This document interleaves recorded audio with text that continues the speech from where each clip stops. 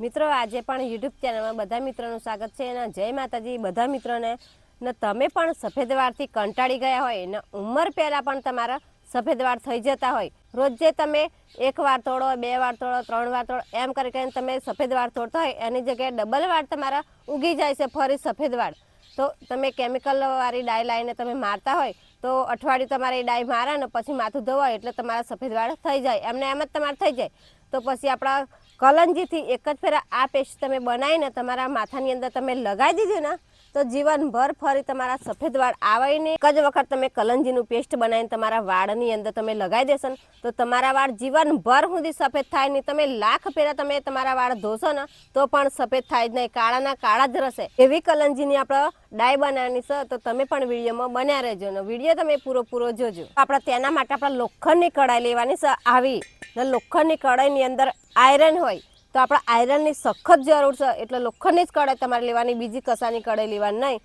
તો આપણે ડાય બનાવવાની એટલે આયરનની જરૂર તો આપણે પડે જ એટલે લોખંડની કઢાઈ પણ આપણે લીધી છે. તો આ રીતના આપણે ગરમ કરવા મૂકી દઈએ તો આપણે લોડાની કઢાઈની અંદર આપણે કલંજી નાખી દઈએ ને એને પછી આપણે બરાબરનો શેકી કાઢવાનું છે. શેકીને શું કરવાનું છે એ પણ હું તમને બતાવું, પણ તમે પણ વિડીયોમાં બનાવી રહેજો તો તમને ખબર પડશે અને ખબર પડે નહીં. તો કલંજીની અંદર ઘણા બધા ગુણ આવે એટલે આપણા વાળ કાળા કરવાનો જોરદાર આપણને ગુણ લાગશે.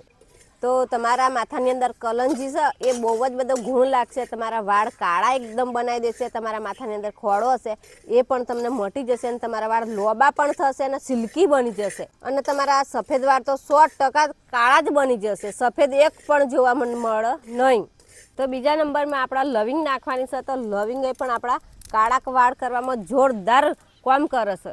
તો લવિંગ પણ આપણે નાખી દીધી છે ને એને પણ આપણે આ રીતના જે હલાવવાનું છે ને બારી નાખવાનું છે, એકદમ કાળી મેસ બની જાય તો લગીરે આપણે શેકવાનું છે એને.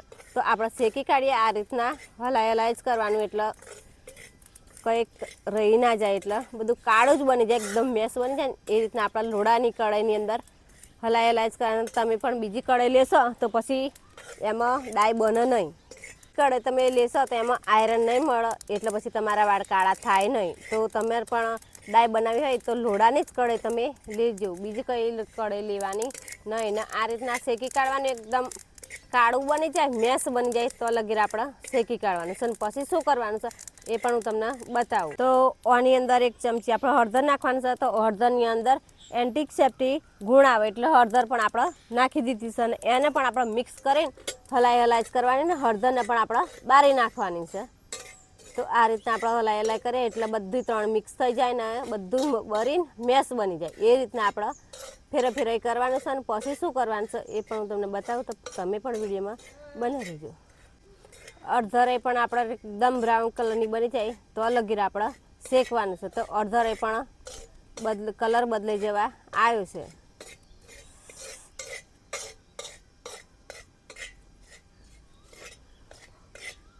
તો આ રીતના આપણે બારી નાખવાનું છે બધું ને પછી આપણે એનો પાવડર બનાવી દેવાનો છે. અને કઈ રીતના પાવડર બનાવવાનો એ પણ હું તમને બતાવું, તમે પણ વિડીયોમાં બનાવી લેજો ને. તો આ ડાય તમે એક જ ફેરા લગાવી દેશો ને તો 100 વર્ષ સુધી કે 150 વર્ષ સુધી તમારે કોઈ પણ ડાય તમારે લગાવવી પડે જ નહીં, એટલા તમારા વાળ કાળા બની જશે.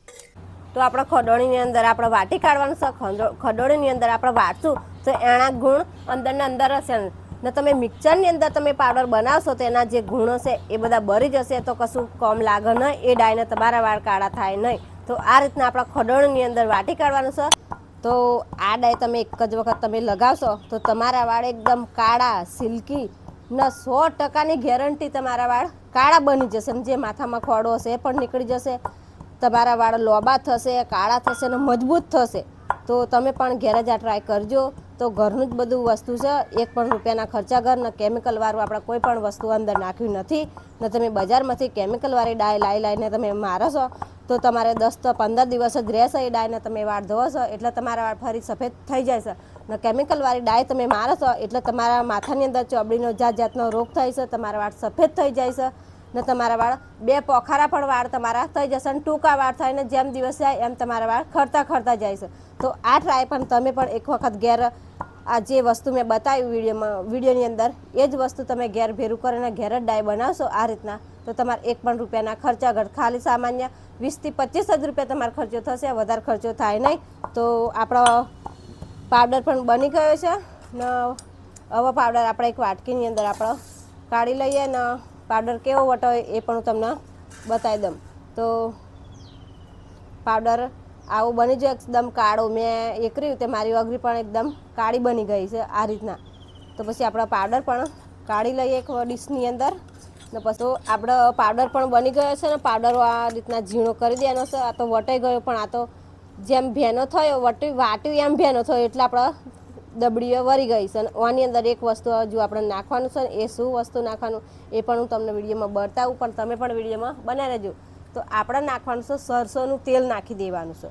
તમારી જોડે સરસોનું તેલ હોય તો આની અંદર આપણે સરસોનું તેલ નાખી દીધું છે ને તમારી જોડે પણ સરસોનું તેલ ના હોય તો નારિયેળનું તેલ નાખશો તો પણ ચાલી જશે. ને આપણે સરસોનું તેલ નાખ્યા પછી આપણે મિક્સ કરી દઈએ તો એક જ થઈ જાય એ રીતના આપણે મિક્સ કરી દેવાનું છે.